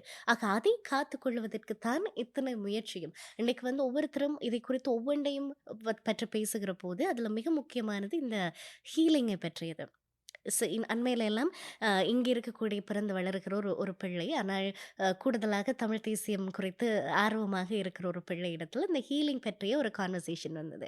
அப்போ அவங்க என்ன சொல்லுறாங்கன்னா, நீங்கள் ஏன் மக்களை ஹீலாக விடுறீங்க, இல்லை நீங்கள் திருப்ப திருப்ப அந்த மக்களை நீங்கள் கோவப்படுத்துறீங்க, நீங்கள் திருப்ப அந்த கஷ்டத்தை, அதாவது நேற்றினுடைய துயரம், இதை பேசாதீங்க. அவங்களுக்கெல்லாம் மனசு மிக பலவீனமானது, பட்டாம்பூச்சி மாதிரி இருக்கிற மனசில் நாங்கள் நேற்றினுடைய துயரத்தை சுமத்தக்கூடாது. நான் அதை உணர்ந்து கொள்கிறேன். அது சில பேருக்கு அது ஒரு ட்ரிகராக இருக்கும். சில நேரம் அதை தாங்கிக் கொள்ளக்கூடிய வலிமை அந்த மனசில் இருக்காது.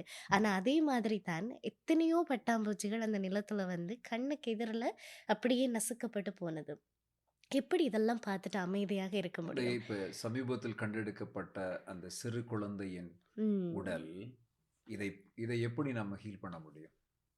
இதில் எப்படி நம்ம கடந்து போக முடியும்? இது ஒரு விதமான, இதுவும் ஒரு சூழ்ச்சி நிறைந்த ஒரு வார்த்தைகள் தான். தமிழர்களே, நீங்கள் உங்கள் மனதிலிருந்த வடுக்களிலிருந்து வெளியேறுங்கள், ஒரு சுதந்திரமான வாழ்க்கைக்கு பாருங்கள் என்று சொல்லி எம்மை அழைப்பது கூட முக்கியமான ஒரு விடயம் என்னவென்றால், எங்களுடைய விடுதலை பயணத்திலிருந்து எங்களை வெளியேற்றுவது. வெளியேற்றுவதற்கு இவர்கள் கையாளக்கூடிய வார்த்தை யாலங்கள் தான் இவைகள், வெளியேற்றுவதற்காக. ஆகவே கொஞ்சம் மேக்கப் போட்ட வார்த்தைகள். ஆகவே கருத்து என்பது, எம்மது கருத்து என்பது உண்மை. உண்மை என்பது என்னவென்று சொன்னால், தமிழர்களுடைய தேசம் தமிழீழ தாயகம். எம்முடைய தேசிய தலைவர் மேதகு வேலுப்பிள்ளை பிரபாகரன், எமது விடுதலை போராட்டம் எமது போராளிகளின் வீரத்தாலும் இழப்பாலும் இன்னும் உயிர்ப்போடு இருந்து கொண்டிருக்கிறது. நீங்கள் சொன்னது மாதிரி அவர்களுடைய வேர்கள் எங்களுக்கு இருக்கிறது. அதனால்தான் நாங்கள் பதர்கள் மாறி காற்றில் அடிபடவே மாட்டோம். ஏனென்றால் எங்களுடைய பாதத்தில் அவர்களுடைய வேர்கள் இருக்கிறது. அந்த வேர்கள் எங்களை விழாமல் பார்த்து கொள்ளும். ஆனால் எமக்கு எதிராக உருவாக்கக்கூடிய இந்த கருத்தியல் யுத்தத்தை நாம் புத்தியால் ஜெயிக்க வேண்டும். நிச்சயமாக அதுதான் அவசியம். அந்த கருத்தியல் ரீதியான யுத்தத்தை நாம் உணர்ந்தவன் மிக மிக மிக முக்கியமானது. எமக்கு எதிராக என்ன விதமான யுத்தம் நிகழ்த்தப்படுகிறது என்பதை முதலில் நாம் அறிந்து கொள்ள வேண்டும். அறிந்து கொண்டால் மட்டுமே தான் இந்த கருத்தியல் யுத்தத்தை வெல்ல முடியும். ஏனென்று சொன்னால், 2020ஆம் ஆண்டு நாம் தோற்கடிக்கப்படவில்லை, தோற்கடிக்கப்படவே இல்லை. நாம் தோற்கடிக்கப்படுவதற்கான சூழல் இப்பொழுது நடந்து கொண்டிருக்கிறது. இதிலிருந்து நாம் தப்ப வேண்டும். நிச்சயமாக நாங்கள் தமிழர்கள் தேசங்கள் எல்லாம் கிளை பரப்பி இருக்கிறோம். ஆனால் அப்படிப்பட்ட நாங்கள் இந்த காத்து வாக்குல வர்ற கதைகளுக்கெல்லாம் அலக்கழிஞ்சு போயிடாம எங்களுடைய வேரை குறிச்ச நம்பிக்கை நமக்கு மிக மிக அவசியமானது. அந்த நம்மை காண முன்னமே இன்னைக்கு நான் பிரியா வின்சென்ட் என்ற ஒரு ஆள் பிறக்கும் இல்லாவிட்டால் இப்படி இருந்த கதைக்கு மண்டெல்லாம் தெரிஞ்சா அவங்க உயிரை கொடுத்திருப்பாங்க. இல்லை இல்லையா? இதுக்கு பிறகு வருகிறவர்களை தெரிந்து அவர்கள் உயிரை கொடுத்திருப்பார்கள். இல்லை. ஆக நான் பார்க்கலன்றதுக்காக நான் உன்னை நம்ப மறுக்கிறதோ இல்லாவிட்டால் அதனுடைய விசுவாசத்தை இல்லாட்டா அதன் மேலான நம்பக உறுதித்தன்மையை வந்து நம்பகமற்றதாக்க விடுகிறதோ அது அறம் கிடையாது இல்லையா? ஆக அந்த வேரின் மீதான நம்பிக்கையை கொள்ள வேண்டும். நம்மளுடைய மூதாதையர் யார் என்பதை நாங்கள் நம்பிக்கொண்டா இருக்கிறோம். ஆனாலும் நமக்கு தெரியும் நமக்கு ஒரு மூதாதையர் இருக்கிறார்கள் என்று. அது வேரின் மீதான ஒரு கிளைக்கு இல்லாவிட்டால் ஒரு கன்றுக்கு இருக்கக்கூடிய நம்பிக்கை. ஆக அந்த நம்பிக்கையை நாங்களும் சுமக்க வேண்டும். நம்மளுடைய அடுத்த தலைமுறைகளுக்கும் நாங்கள் அதை கையளிக்க வேண்டும். ஆக வெறுமனே இவர் சொல்லுகிறார் அவர் சொல்லுகிறார் கட்டாயம் நீங்கள் சொல்கிற மாதிரி ஹீலிங்குக்கு எதிரானவர்கள் இல்லை. நாங்கள் யாருமே என்னுடைய மக்கள் வறட்சியான ஒரு வாழ்க்கை வாழ வேண்டும், அழகியலற்ற ஒரு வாழ்க்கை வாழ வேண்டும், துன்பத்தில் உழல வேண்டும், போர் மட்டுமே எங்களுடைய பேசு பொருளாக இருக்க வேண்டும் என்றெல்லாம் இல்லை. நீங்கள் ஈழத்தமிழர்களை அவ்வளவு இலகுவாக எடை போடாதீர்கள். நாங்கள் மழையிலையும் வாழுவோம், வெயிலையும் வாழுவோம், காட்டிலையும் வாழுவோம், நாட்டிலையும் வாழுவோம். அதுதான் அது எங்களுடைய உடலில், எங்களுடைய வரலாற்றில், எங்களுடைய வேரில், எங்களுடைய ஜீனில் இருக்கிறோம். ஆக அதுக்காக அப்படியெல்லாம் நீங்கள் வந்து இந்த மேற்கத்திய பாணிகளில் இருக்கிற சில விடயங்களை பூச்சிக்களை எல்லாம் பூசி பூசி எங்களுடைய ஆணி வேரென்று ஒன்று இருக்கிறது. அது விடுதலைக்கான தாகம், அது நீதிக்கான குரல். சரி, அந்த நீதியை சமரசம் செய்து நீங்கள் எங்களை எந்த பக்கம் திசை திருப்பினாலும் இப்பொழுது இங்கே இருக்கிற இந்த பூர்வ குடிகள் இருக்கிறார்கள் இல்லையா, அவர்களுக்கு அவர்கள் யார் என்கிற அந்த அந்த அந்த விழிப்பே கிடையாது. அது விழிப்படையாமல் எல்லாருமே பார்த்து கொள்வார்கள். ஏன்னா அவர்களுக்கு எல்லா சலுகைகளையும் வழங்கி அவர்களுக்கான எல்லா பூச்சி பூசப்பட்ட விடயங்களையும் அவர்களுக்கு கொடுத்தால் அவர்களுக்கு தாங்கள் யார் என்பதை நினைக்க வேண்டிய தேவையே அற்று போய்விடுவார்கள். ஆனால் நாங்கள் அப்படி அல்ல. ஒருவேளை அதற்கான முயற்சிகள் ஒவ்வொரு விதங்களில் இந்த நரேட்டிவ் செட்டிங்கால் மேற்கொள்ளப்பட்டாலும் நாங்கள் ஒவ்வொருவரும் நாங்கள் யார் என்பதை உறக்க உறக்க உங்களுக்கு எத்தனை தடவை அழுத்து போனாலும் நாங்கள் பேசிக்கொண்டேதான் இருப்போம். உண்மையை பேசுவோம் என்றால் கருத்தியல் யுத்தத்தை எதிர்கொள்வதற்கு சரியான ஆயுதம் உண்மை. அந்த உண்மையை நாங்கள் தொடர்ந்து பேசுவோம்.